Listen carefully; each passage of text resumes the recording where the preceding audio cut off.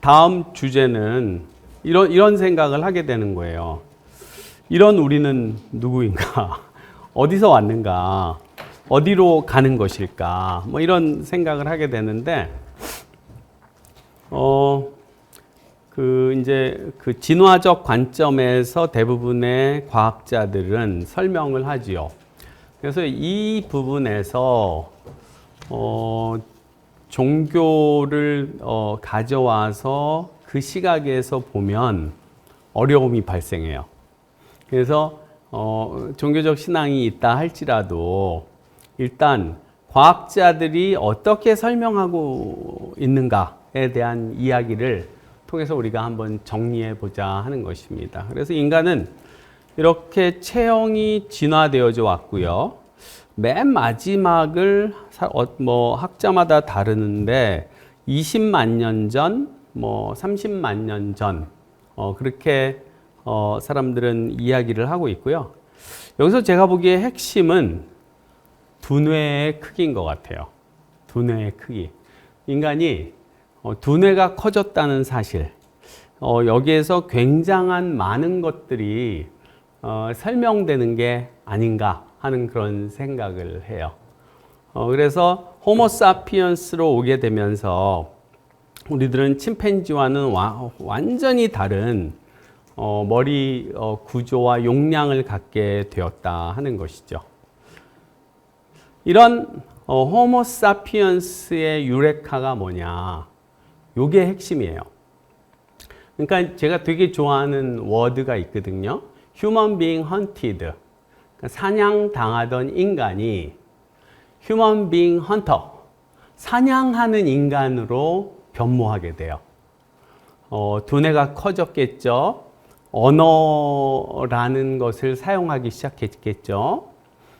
그리고 불과 도구들을 아주 익숙하게 사용하기 시작했죠. 그때 우리 호모사피언스는 제 얘기가 아니라 자연과학 하시는 분들, 관련된 연구를 하시는 분들의 얘기예요. 그 지위 변동을 인간이 이룩해낸 것의 핵심이 협력이라는 거예요. 그러니까 과거에는 아주 친족끼리, 혈연 그룹끼리 뭐 이렇게 그 협력에 대한 개념이 없이 그냥 생존을 하다가 대부분 일찍 죽고 뭐 그렇게 됐는데, 인간은 협력을 하게 돼요. 사냥에서도 협력을 하게 되고요. 노동에서도 분화를 하게 돼요. 그래서 어머니, 할머니의 역할이 생기게 되고요. 아이들을 안전하게 돌보는 그런 체계가 도입이 되어지고요. 그리고 그렇게 협력하는 인간 호모사피언스 그룹은 경쟁에서 이기게 돼요. 이게 그렇게 되면서 제가 보기에는 인간의 두뇌는 협력의 유용성에 대해서 깨닫기 시작한 거예요. 그러면서 협력과 관련된 인간의 행동들, 지금 우리가 부르는 이타적 행동들, 타인 배려, 공감 능력, 이런 것들이 이 지점에서부터 인간의 두뇌와 사회의 규범을 통해서 이게 여기까지 오게 되는 것의 토대가 아니었나 하는 그런 생각을 합니다. 인간이 만물의 영장으로 지위 변경을 하는 과정에서 협력의 의미를 잘 설명하고 있는 책이 The Social Lib이에요. Lib은 도약이란 뜻이잖아요. 그래서 그 다양한 요소들이 복합적으로 작용해서 인류가 다른 종들과 구별되는 특별한 지위를 갖게 되었다라고 설명을 해요.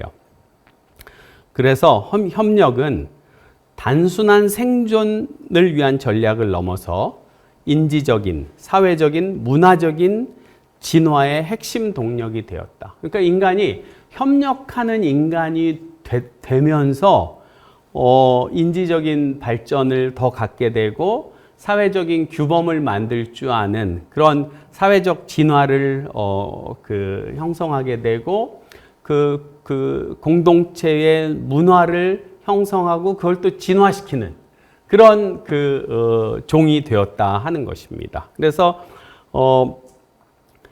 이 소셜 립에서 저자는 협력은 생존과 번영을 위한 필수 요소였었다. 그러니까 이것들이 의미하는 바는 현대 사회에서도 이 협력하는 인간이 없으면 너무 어려워지는 거예요. 그리고 그런 과정에서 협력의 과정에서 인지 능력과 사회적 기술이 발달했고 집단 간 경쟁에서 협력하는 인간이 더 많은 그런 그룹이 훨씬 생존에 유리한 거예요. 생각해 보세요. 이기적인 인간으로 꽉 찬 그룹이 어떻게 생존을 잘할 수 있겠습니까? 맞지 않나요? 그죠? 그런 거. 그리고 그런 협력하면서 문화가 형성되고 다른 제도가 만들어지고 뭐 그렇게 됐다. 아래 것도 마찬가지입니다. 규범이 만들어지고 제도가 만들어지고 그러면서 이타적 행동은 진화하게 됐다. 인간 사회에서. 이런 얘기를 소셜 립에서는 하고 있습니다. 조금 있다가 얘기하겠는데 자연과학자들, 바이올로지에서는 이런 설명에 대해서 그리 동의하지는 않는 경향이 있는 것 같아요. 근데 저는 사회과학을 하는 사람으로서 저는 우리 얘기가 맞다라고 생각을 해요. 하여튼 나중에 다시 보도록 하겠습니다. 그 다음 책은 이 책 되게 유명한 거예요. 유니버시티 오브 매사추세츠 경제학과의 사무엘 보울즈라는 엄청나게 유명한 학자가 계세요. 좌파 경제학자예요. 그분은 합리적 인간이라는 개념, 시장이 그렇게 합리적 인간에 의해서 돌아간다, 뭐 이런 거에 대해서 굉장히 비판적 관점을 갖고 계시고요. 결국은 인간은 처음부터 협력하는 종으로 진화해 왔고 지금도 그럴 수밖에 없다 하는 그런 믿음을 갖고 계세요. 그래서 그의 책 이름이 협력하는 종, 인간의 협력과 진화예요.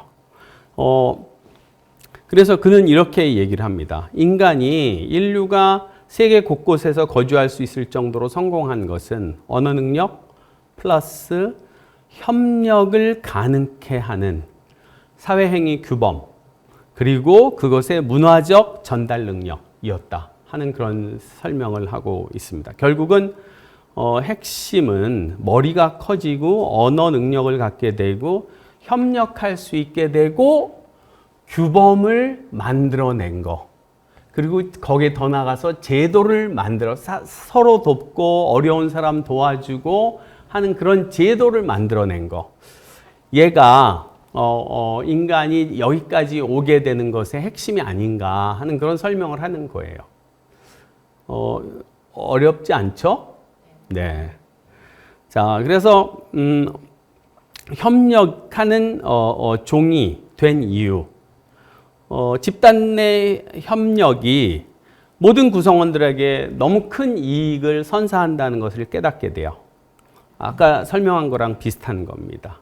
그리고 인지 언어의 발달이 그런 협력이 유익한 것이라는 그런 인식을 하게 되고 더 확산하는 데 기여하게 돼요. 그리고 사냥을 통해서 얻은 수확물의 처리 공유가 관습으로 발전되게 되고요. 그래서 생존에 더 유리한 입장을 갖게 돼요. 그래서 이런 혈연을 넘어서 여기서 핵심이 이겁니다. 자연과학의 바이올로지스트들은 인간이 이타적 행동을 하는 이유를 내 유전자의 확산, 그걸로 설명을 합니다. 이게 자연과학에서의 접근 방식과 우리 사회과학에서의 접근 방식이 조금 다른 거예요. 사회과학에서의 접근 방식은 협력하는 인간, 규범을 만들어내는 인간, 제도를 만들어내는 인간, 이런 거에 관심이 더 많이 가는 거예요. 그래서 그런 혈연을 넘어선 이런 행위들을 통해서 일종의 사회보험이라는 거를 실천하게 되고 그것으로 인해서 생존의 이익이 훨씬 더 증가됐다는 거예요. 함의하는 바가 많을 것이라고 생각이 되어집니다. 그래서 경제학자들은 나중에도 얘기하겠지만, 그렇게 이제 협력이 확산되게 되면서 그게 더 유리하다는 것을 인식하게 되면서 협력이 유지되는데 기여하는 것에 대한 관심을 두고 연구를 합니다. 그래서 경제학자들은 이 이타적 행동 관련해서 많이 사용하는 언어가 social preference예요. 사회적 선호. 그러니까 우리는 이렇게 진화하는 과정 속에서 뇌의 영향에 의해서, 인지의 발달에 의해서, 그 다음에 규범의 발달에 의해서 타인을 배려하고 도와야 하는, 그 다음에 공정한 우리 공동체를 만들어내야 되는 그런 선호라는 것이 만들어진다는 거예요. 그래서 그 선호에 기반해서 행동한다는 거예요. 이게 소셜 프레퍼런스입니다. 그렇게 해서 인간 사회에서는 규범과 제도를 만들고 학습된 행위를 문화적으로 전달하는 능력이 더 강화되면서 협력 확산에 기여하게 됐다. 그래서 이게 이제 뒤에 나오는 이론과도 관련이 되어지는 건데요. 이 저자는 인류 초기부터 인간들은 호모 사피엔스가 이제 일정 시간 지속되어지면서 두뇌 발달과 그렇게 협력에 대한 경험 이런 것들을 갖게 되면서 우리 호모 사피엔스의 조상들은 사회적 선호라는 것이 그 두뇌에 형성된 건지 인지에 형성된 건지는 모르겠는데 그런 형성을 갖게 됐다 하는 거예요. 그게 오늘날까지 이어져 오고 있는 거다 하는 그런 생각을 이야기를 하고 있습니다. 그러면서 이제 자기 이론을 얘기하는데요. 이론은 조금 이따가 나중에 다시 얘기하겠습니다. 그래서 자기 본인이 얘기하는 인간이 어떻게 여기까지 발달하게 되었나와 관련해서 핵심은 협력하는 인간이고요. 그걸 어떻게 설명을 할까와 관련해서 이 저자는 유전자의 진화를 위한 이타적 행동, 협력 행동 그거 맞을 수도 있고요. 동시에 그런 인간들이 형성해낸 서로 배려하고 돕는 문화 얘네가 동시에 진화한 결과다 하는 그런 이론을 이분은 이야기하고 있어요. 그거를 유전자 문화 공진화라고 하고요. 그 다음 것도 이론이라서 조금 어려운데요. 얘가 굉장히 중요한 이론입니다.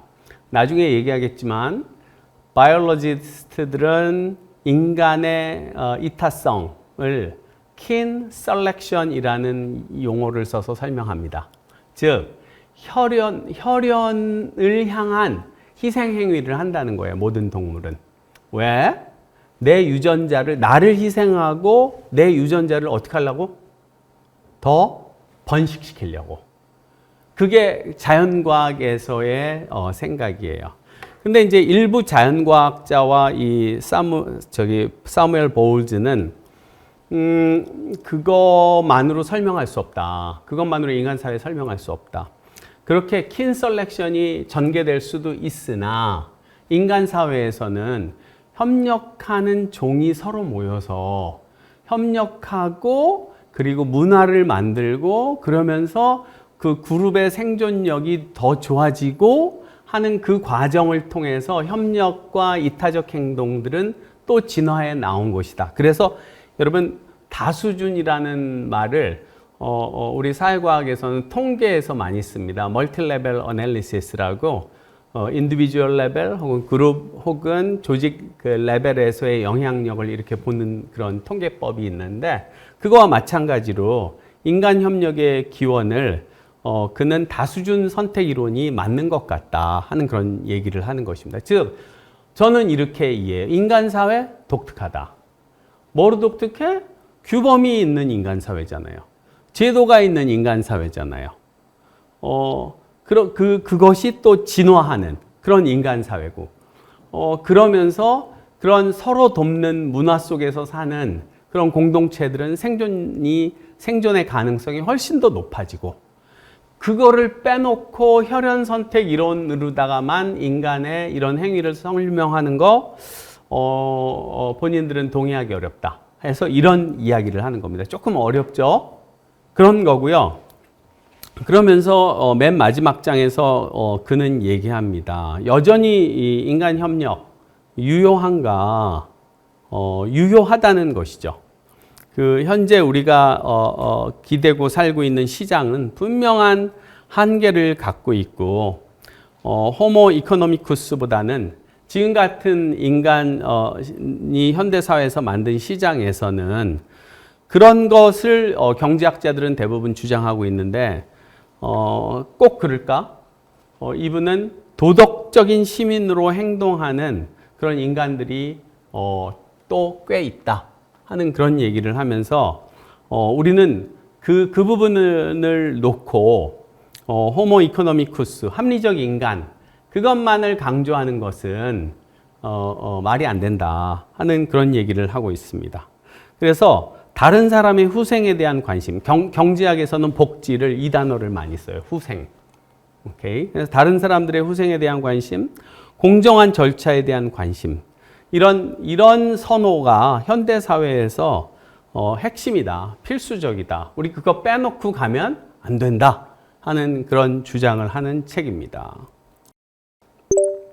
자, 그래서 이런 협력하는 인간 행동과 이타적 행동과 관련해서 굉장히 유사한 현상에 대해서 다른 말들을 갖고 사람들은 공부를 하고 있고 연구를 하고 있고 그래요. 그래서 오늘 주제는 이타적 행동이기 때문에 먼저 정리하고요. 내 이익을 희생하면서 타인에게 도움을 주는 행동. 여기 봐보세요. 생물학적인 관점에서는 개체의 적합도를 낮추면서 다른 개체의 적합도를 높이는 행동. 즉, 내 유전자의 확산을 만들어내는 행동. 이걸로다가 이해한다는 거예요. 그래서 약점은 이런 생물학적인 이해를 갖고 이타적 행동을 하면은 그런 나한테 분명히 유전자랑도 아무 상관없이 이런 행동을 하는 사람들이 많잖아요. 그래 안 그래요? 그거 어떻게 설명해요? 하여튼 그래서 생물학적인 이해가 사실은 이타적 행동을 설명하는 데 있어서 중심이에요. 걔네가 중심이고요. 우리는 약간 주변부예요. 그럼에도 불구하고 이타적 행동에 있어서 생물학적 이해를 우리는 무시할 수는 없는 것 같습니다. 도움 행동, 사회학 같은 데서 많이 하고요. 타인을 지원하거나 보조하는 매우 포괄적인 일반적 행동을 의미합니다. 타인의 필요나 문제를 해결하는 데 기여하는 행위를 포함하기 때문에 그 특징 이런 거가 되게 보면은 범위가 너무 다양하다. 유형도 보면 다양한 유형이 있다. 이런 걸 알 수 있고요. 여기서 조금 더 나가서 사회학자들은, 특히 사회심리학자들은 이타적 행동과 관련해서 프로소셜 비헤이비어, 친사회적 행동이라는 거를 공부하기 시작했습니다. 특히 이게 이제 그 뉴욕에서 강간당하면서 죽임을 당한 여성이 있었는데 1960년대인가 그 주변에 수십 명의 사람이 있었대요. 어느 누구도 관여를 안 한 거야.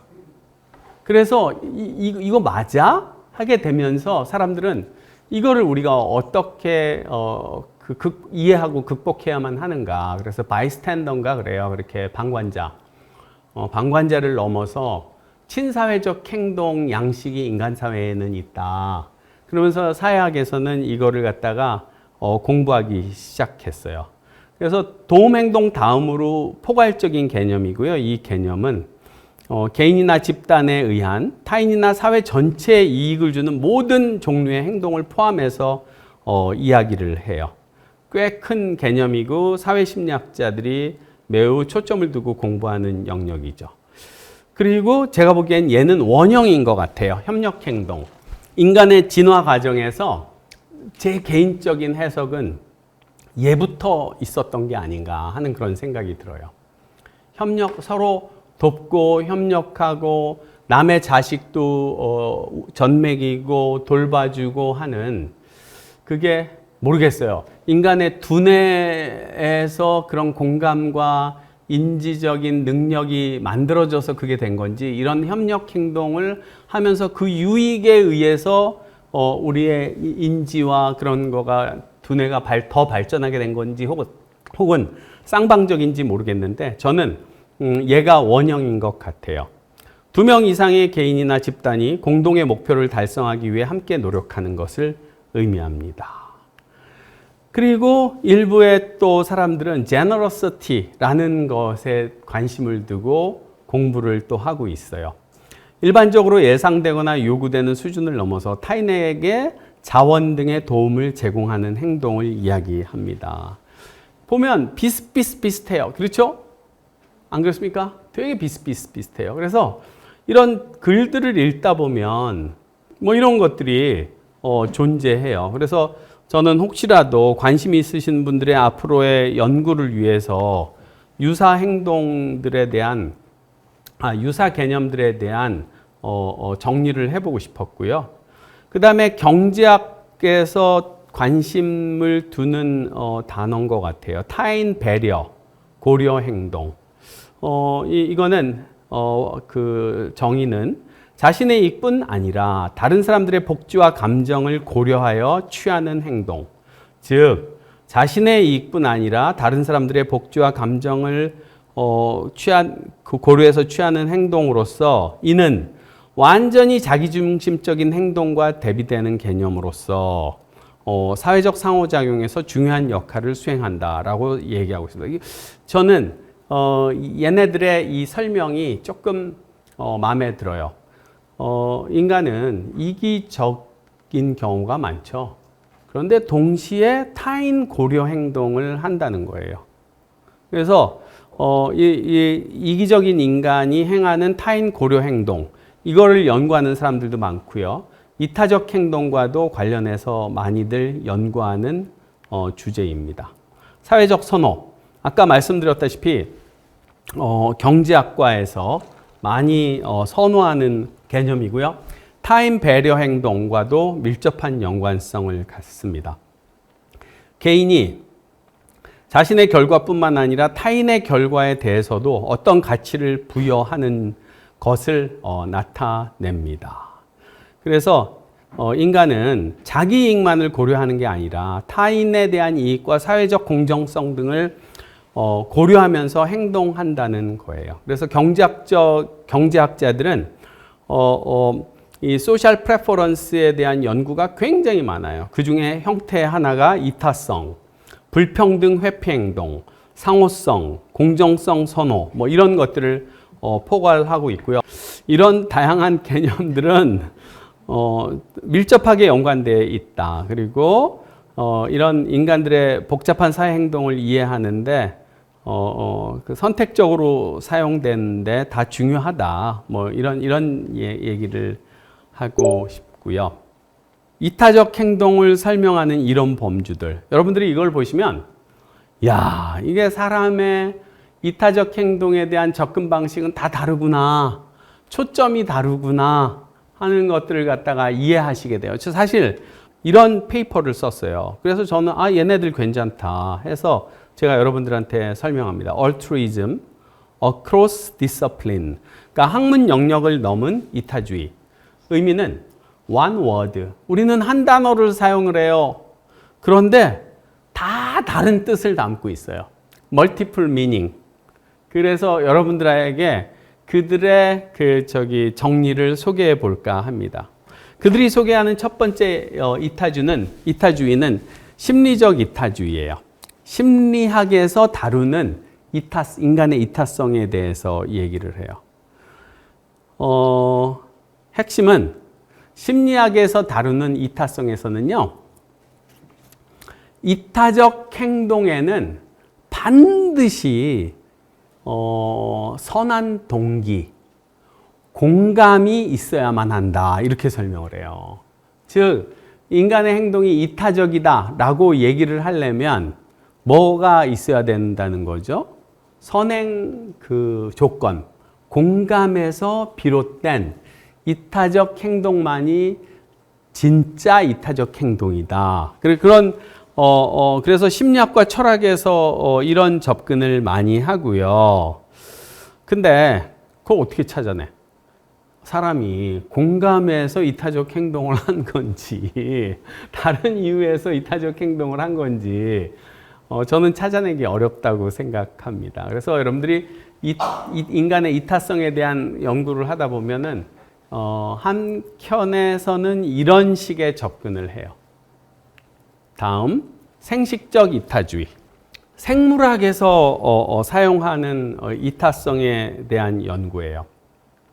행위자 자신의 적합도를 희생하면서 타인의 적합도를 증가시키는 행동, 즉 유전자의 번식을 증가시키기 위해서 자신을 희생하는 행동, 요거에 초점을 둔 거예요. 여기서는 핵심이 뭐냐면 어떤 동기, 의도, 의식 이런 거 관심 없어요. 오로지 그렇게 이타적 행동을 한 결과에 대해서만 초점을 두고요. 주요 특징은 말씀드렸다시피 생존과 번식의 관점에서 논의를 합니다. 진화생물학에서 이야기를 하고 있고요. 대표적인 이론은 여러분 이런 거는 하나 계속 제가 얘기하지만 외워둘 필요가 있어요. kin selection theory라 그래요. 그래서 혈연 선택 이론이라고 한국말에서는 번역하는데요. 제가 생각하는 제한점, 복잡한 생태계와 진화 과정을 지나치게 단순화한다. 혈연 관계가 없는 개체 간에 나타나는 이타적 행동을 어떻게 그들은 설명을 할까? 인간의 이타적 행동을 단순히 유전적 이기심의 결과로만 치부할 수 있을까? 문화적 진화와 유전적 진화의 상호작용을 설명하는 데 제한적이다. 인간 사회에서 나타나는 복잡한 문화적 사회적 요인들을 충분히 고려하고 있지 못하다 하는 이런 비판을 가할 수 있고요. 세 번째는 행동적 이타주의예요. 우리는 어떤 동기에 의해서 그렇게 됐는지는 모르는데 타인에게 이익을 주는 행동을 하는 그런 것이 우리 인간 사회에서는 존재해요. 그래서 주요 특징은 즉각적인 결과에 초점을 두면서 행위자의 내적 동기나 의도는 고려하지 않고 오직 어떤 행동을 했는가, 어떤 결과가 있었는가에 초점을 두면서 연구를 하는 접근법이에요. 학문 분야는 실험 경제학과 진화인류학 이런 데서 하는데 제한점은 동기 이런 거 안 보는 거가 또 맞아? 이런 이야기하곤 있죠. 네 번째는 선호적 이타주의예요. 이거 아까 얘기했던 social preference 있잖아요. other regarding preference 이런 걸 얘기를 하는 거예요. 내 비용이 들더라도 타인의 복지를 선호하는 우리들의 경향이 있다는 거예요. 우리들의 선호가 있다는 거예요. 그래서 그것에 의한 행동에 관심을 두는 그런 접근법을 선호적 이타주의자라고 이렇게 얘기하고 있습니다. 주요 특징, 심리적 이타주의보다 덜 제한적이죠. 아까도 얘기했다시피 심리적 이타주의는 조건이 있다니까요. 뭐가 조건이라 그랬죠? 공감이 있어야지 되는 거고 그런 거고 그리고 그 주요 특징의 두 번째는 간접적인 자기 지향성을 여기서는 허용을 해요. 그런 특징이 있고 그래서 의미는 이 경제학에서는 전통적인 자기이익 중심의 경제 모델이 아까 호모 이코노미쿠스라는 표현을 썼었잖아요. 그것의 제한성을 극복하는 그런 의미로서도 매우 중요한 접근법이다 하는. 그래서 앞으로 여러분들이 이타성, 이타주의에 대한 이런 논의가 나오면 얘는 네 가지 접근법 중에 어디에 속하는 애일 것 같구나 하는 그렇게 이해하시는데 도움이 되라고 제가 정리를 해봤습니다. 그러면서 다시 이제 유명한 이론들을 사회복지와 관련해서 정리를 해보면 아까 다수준 선택 이론이라는 거가 어쩌면은 우리한테 더 중요할 수 있다. 인간 사회에서 그런 얘기를 했었잖아요. 그거와 관련된 유명한 책이 이겁니다. Onto Others. 그러니까 타인에게로 뭐 그런 뜻 그렇게 번역을 해야 될지 모르겠어요. 결국은 핵심은 그들이 주장하는 바는 이런 주장 전에는 그룹 셀렉션 티어리라는 그룹 선택 이론이라는 거가 한때 등장했었어요. 그래서 혈연 선택 이론과 함께 싸웠어요. 그런 데서 학자들이 졌어요. 그룹 셀렉션 이론이 좀 밀렸어요. 스킨 셀렉션 이론으로부터. 그런데 이들이 멀티 레벨 셀렉션 티어리라는 거를 갖다가 들고 나온 거예요. 그래갖고 그래 혈연 선택 이론도 가능할 수 있는데 우리 인간 사회에선 그 다음 단계에서 이런 것이 동시에 진행이 돼서 우리가 여기까지 온 거야 하는 그런 설명을 하는 거예요. 그래서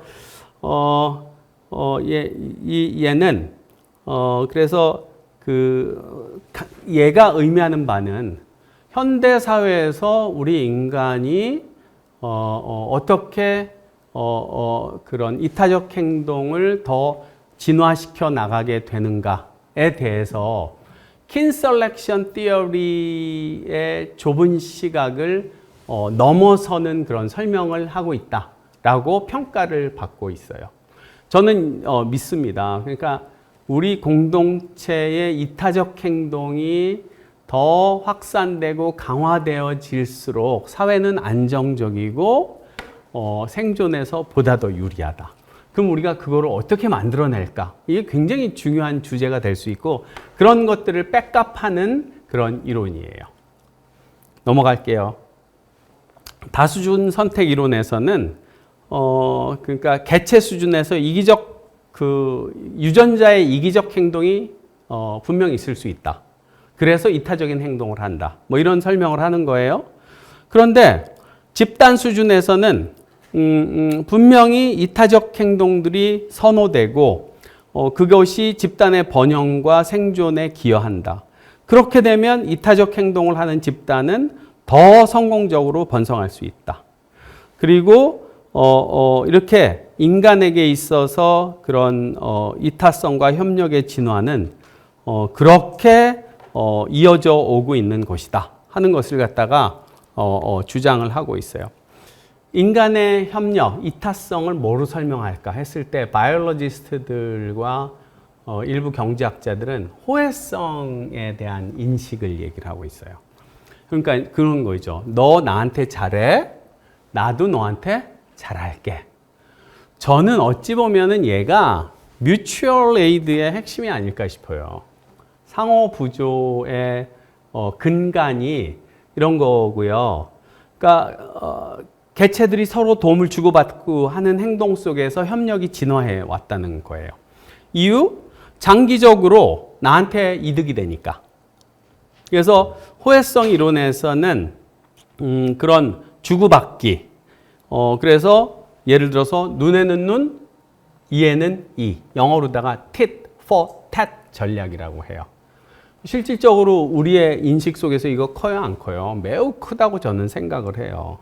그래서 이런 호혜성이 직접적으로 이루어질 수도 있고 간접적으로 이루어질 수도 있고 그래서 상호작용을 통해서 반복적인 상호작용에서만 얘는 먹히는 거예요. 한 번 만나서 헤어지는 관계에서는 우리는 이런 것들을 이야기할 수가 없어요. 그렇죠?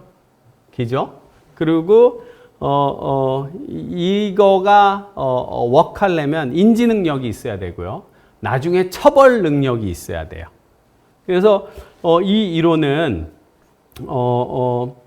그런 것에 대해서 이렇게 인간의 협력 행동, 이타적 행동 그 이면에는 호혜성이 있어. 그런 걸 설명하는 거예요. 일정 부분 저는 맞다고 생각해요.